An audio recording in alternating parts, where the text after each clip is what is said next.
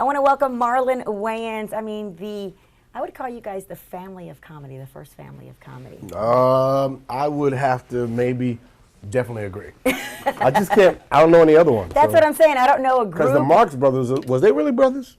And Eddie Murphy was rolling. Well, you had Charlie. Eddie and Charlie. Yeah, Ellie and Charlie, but it was just two of them. Damon, Keenan, Sean, Marlon, Kim, Tito, Jackie, Jermaine. Lisa, Angela, Pamela, Renee.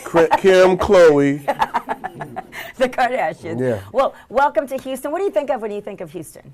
What comes to mind? Great steak. Great steak. Like y'all steak tastes like steak. You have steak here, it feels like y'all just killed the cow and baked it. It's awesome. We did. It's fresh. Like you hand killed it yourself, but gently, like with some chloroform. All right, well, we got to get you some steak while you're in town. I think great steaks and big butts. Everyone got a big behind out here. A natural one or enhanced? Everybody. No, natural. Natural, Now, okay. you go to West Coast, it's enhanced. Okay. So everybody trying to be like y'all. Okay, so the South is bringing the butts. I love the South, yes. All right, so let's just talk about your stand-up real quick. You said you are doing smaller venues until you think you've built your stardom. Do you not think that you are at the stardom level? I think you have to, stand-up is something that I respect so much that I don't think it's something that you just go, I'm coming out and I'm gonna blow it. I think you have to build, and I'm patient. You know, it took me 8 years to do my first special. It took me 38 years to finally get on stage and do it consistently. And I watched my brother Damon put together some great specials, and my brother Keenan, I watched him tour. And so coming up, I just have so much respect for comedy that I think I don't want to skip any steps. When I first started doing stand-up, I would go to pizza shops. I would go to, and by the way, I had a TV show on the air. I had movies. I had over $700 million of box office under my belt. But when you're doing stand-up, it's a whole different game. So I would go to pizza shops. I would do coffee shops. I would do open mics. I did the rounds. So with this is the same thing. It's like I'm starting to progress to build beyond clubs, and I'm gonna start, eventually doing theaters and then arenas and stuff like that. But I'm in no rush to blow up. I'm just dedicated to getting better. Every time I hit the stage, I get better. And look, my show,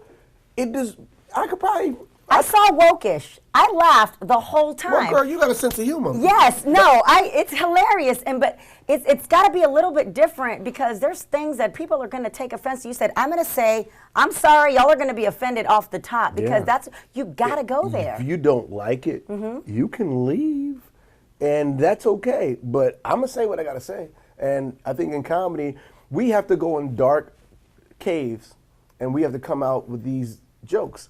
And that's the elixir. For us, we have to go there in order to come out with your smile. That smile that we come out, that laugh is healing. So some people, we live in a sensitive time. So some people are just going to be sensitive even if you mention a topic or you mention a word. People get upset. But, I come from the old school where the guys like Lenny Bruce and Richard Pryor, and they just said it, and so I'm gonna continue to say it. That's my job as a comedian, and whoever don't like it, they can leave. And I think if anybody can pull this off, because people are getting fired, you know what I'm saying? They're getting canceled. If anybody can, you're going to be able to. You come from those In Living Color days where most of those skits could not withstand these times nowadays. You know what's crazy? If we was to do In Living Color now, we would still do that kind of humor. I think because we don't do jokes to make people hurt. We do jokes to make people laugh. People can sometimes be offended. If I do a joke and there's 1,000 people in the room and I do the joke and 800 people don't think it's funny, it's probably not a funny joke. But if I do a joke and 998 people laugh and 2 people get offended, well, bye, y'all got to go. That's majority wins. That's a damn good joke. Yeah. So, majority wins. And at the end of the day, you can't please everybody, but you always want to try to tell one joke that makes the whole world laugh. But at some point, somebody is going to be offended or the victim of the laugh. And so some people are sensitive. A comedian, we talk about the world, we talk about politics, we talk about a family. We talk about ourselves. This is, when you start getting to your truth about what's funny about your life, to me, that's when you really start growing as a comedian. And this new set that I'm doing is a lot more personal than Wokish. Wokish, I talked about the world, politics, Black Lives Matter, and all, racism and all those things, and a little bit of family. This new set I'm working on is more about me, family, and things like that. So we get a little insight of what happened in the... Because you can't get offended by my pain. Exactly, that's your pain. So has there ever been talk of In Living Color coming back? There's been talks about it, but I don't know. That's it's a an family institution. thing, right? It's just everybody would have to decide. I think it's something that you have to make an event, and I think you have to invest, and I think it's something that it should be here. So that's an institution that should have never gone away. So I hope one day they figure out the business of that and bring it back, because I definitely think it raised a generation of comedians, and talent. That show fostered so many great comedians: Jim Carrey, Damon, me, Sean, my sister Kim.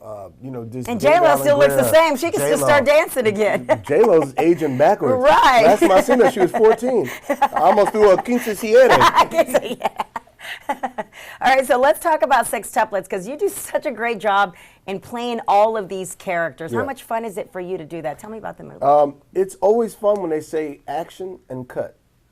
That's when you have your fun. Everything else, hell. It was hard. Yeah, you're working. I was going to work at 3 a.m, and I'd sit in makeup for 7 hours, and then I would work 14 hours, and then I would go home and I would sleep 3 hours, and I'd have to come back and repeat that for 50 days straight. So it was a lot of work, and if you could be funny under that duress and play all those different characters, and when I seen the movie, what's great about it is you forget that it's one guy playing 7 different people. I'm in scenes with myself, and you forget that guy is that guy, which is amazing. So I feel like, to me, that in itself is an achievement. Yes. But I'm here, girl, to talk about, I'm doing stand-up this weekend. This weekend at the Houston Improv. Yes. And I got one show Thursday, 2 shows Friday, and 3 shows on Saturday. I added a show because you're right. I'm right for theaters. Marlon's selling out. So I added a 11:59 show. Is it 11:59? What time is the show? 11:45. At 11? midnight? 11:45. 11:45. So it's not midnight. So some people are like, it's midnight. I We ain't don't going. go out till after 11 here. So. Oh, yeah, and y'all drink out here. Y'all drink, the girls drink the dudes under the table. I'm like, yo, hello. All right. So I added a show, so you guys come check me out. Selling out, so get your tickets quick. All right, invite the folks on out. Yes, y'all, girl, I just did. No, listen, come down to this. Ain't you listening? I'm telling you, talk to them. All right, well, y'all people heard me, so now it's y'all turn. Ain't they filming the same thing? Anyway, come see me at the Houston Improv all weekend long. I will be there. 1 show Thursday, 2 shows Friday, 3 shows Saturday. I like the Thursday show probably. It's one of my favorites because Thursday and Saturday, the 3rd show, because I don't have another show behind it. And I feel like those people that come out Thursday and the people that come out Saturday at 12 o'clock, they love you or they're just bored as hell. But either way it goes, I can do a long show and I can kind of say more than I probably could in between those other shows. All right, well, we can't wait to check you out. Oh, and girl, get you you a ain't coming. steak. Stop lying. I am going to come She's see lying. you. Yes, I am going to be there. So come see her and me. She's really pretty in person too. This isn't like she did it. You pretty, girl. Oh, I appreciate you. That's And not a joke. I say that with all due respect and complimentary. Yes. 'Cause Hands up. Nowadays, you gotta have a whole statement what a compliment is nowadays. And I mean that with all due respect. All right, I appreciate you. Thank you so much. Nice to meet you. Nice to meet you. I like your little kaleidoscope shirt. Oh, thank you.